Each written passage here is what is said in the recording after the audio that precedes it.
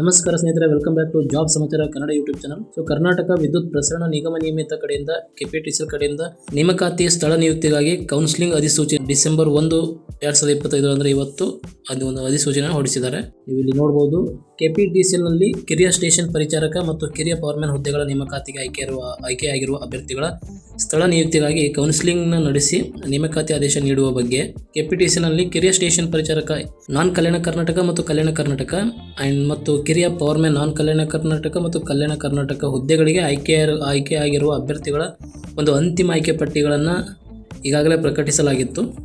ಅಂತಿಮ ಆಯ್ಕೆ ಪಟ್ಟಿಯಲ್ಲಿ ಆಯ್ಕೆ ಹೊಂದಿ ಎಲ್ಲ ದಾಖಲಾತಿಗಳ ನೈಜತೆ ಅಥವಾ ಸಿಂಧುತ್ವ ಪ್ರಮಾಣ ಪತ್ರ ಸ್ವೀಕೃತಗೊಂಡಿರುವ ಅಭ್ಯರ್ಥಿಗಳ ವಿವರಗಳನ್ನು ಅನುಬಂಧ 1, 2, 3 ಮತ್ತು 4ರಲ್ಲಿ ತಿಳಿಸಲಾಗಿರುತ್ತದೆ.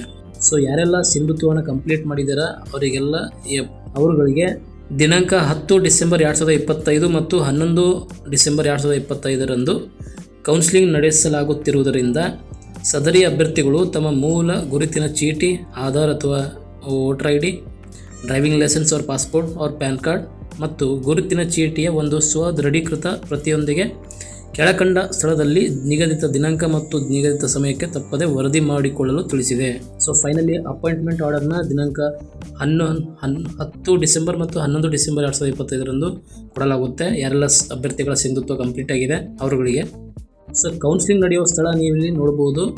ಇದೇ ಥರದ ಮಾಹಿತಿಗೆ ನಮ್ಮ ಚಾನಲ್ ಸಬ್ಸ್ಕ್ರೈಬ್ ಮಾಡೋದನ್ನು ಮಾತ್ರ ಮರಿಬೇಡಿ ಅಂತ ಹೇಳ್ತಾ ವಿಡಿಯೋ ಮುಗಿಸ್ತೀನಿ. Thank you for watching. That's it for now.